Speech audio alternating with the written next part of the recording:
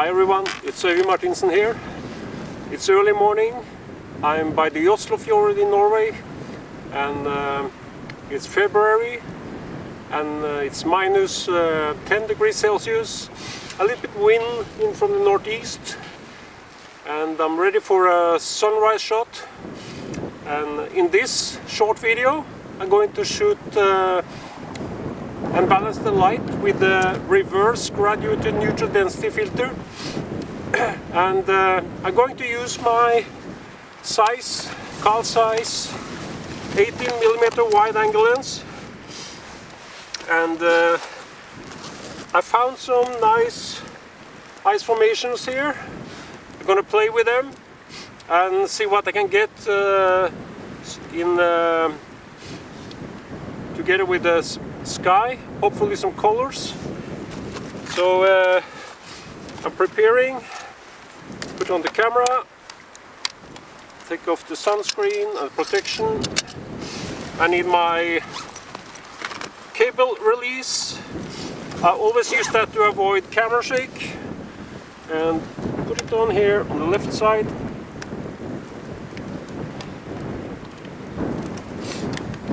There we go. I'm going to shoot at aperture f16 to give me large depth of field from the foreground here with the ice formations, and to the background where the colors and sunrise is. And I'm going to set the ISO to 200. That gives me high quality images. And this lens, I'm using the Carl size 18mm wide angle lens. It has a manual focus, and that saves a lot of battery, especially in the cold. Because if you use autofocus, then you will drain your battery faster in cold weather. So this size lens has only manual focus, and it's my favorite lens, and I use it maybe in 90% of my landscape photographs. Now I'm looking towards the east, and this is very promising. Hopefully we will have some colors on the sky. I'm going to use the reverse graduated neutral density filter from singh-ray, and it was invented by Stingray and Daryl Benson. That's why I wrote DB for Daryl Benson, and reverse graduated 3-stop. So they come in pouches, very easy to bring, and the advantage with this filter is that it's a typical sunset and sunrise filter.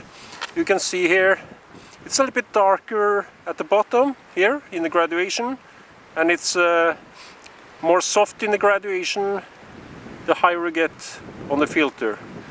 And we hold back the brightest part of the sky with the darkest part of the filter. So we're going to use that now in this sunrise situation, and let's see what happens. Here is the Daryl Benson reverse graduated neutral density filter, and as you can see it's 84mm on the shortest side and 120mm on the longest side. And you can see the darkest area of the filter is here in the center, and the graduation starts here, and it's getting weaker the higher we go here. So it's the opposite way of the normal graduated neutral density filter.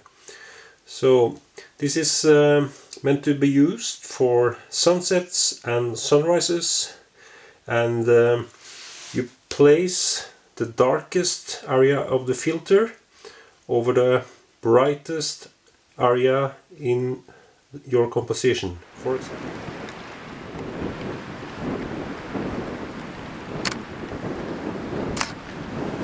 As you can see, the filter is darker in the lowest part of the graduation and more bright in the upper part. One of the advantages with this filter is that it's rectangular, and I can slide it up and down in front of the lens according to where I want to put my graduation. So the working space is large, and no matter how my composition is, and no matter where the horizon is and the brightest parts are, I can slide it up and down and position it according to that. So don't buy the square filters, then you have a limited space to work with, and buy the rectangular. Now the sun is coming up, and we have that warm orange glow. Now the sun is up, and I balance the light with the filter. I'm using my 80mm Carl size lens to get a good foreground and the clouds. Now it's nice. Oh yes. That's the shot. And we have that warm orange light coming in. I'm going to balance the light with the filter, drag it down to the brightest part here.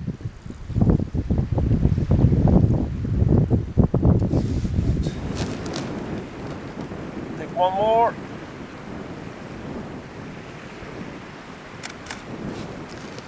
Amazing, yes.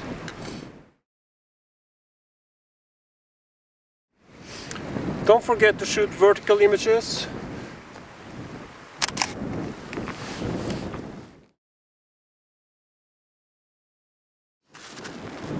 It was a nice winter morning here by the Oslo Fjord in Norway.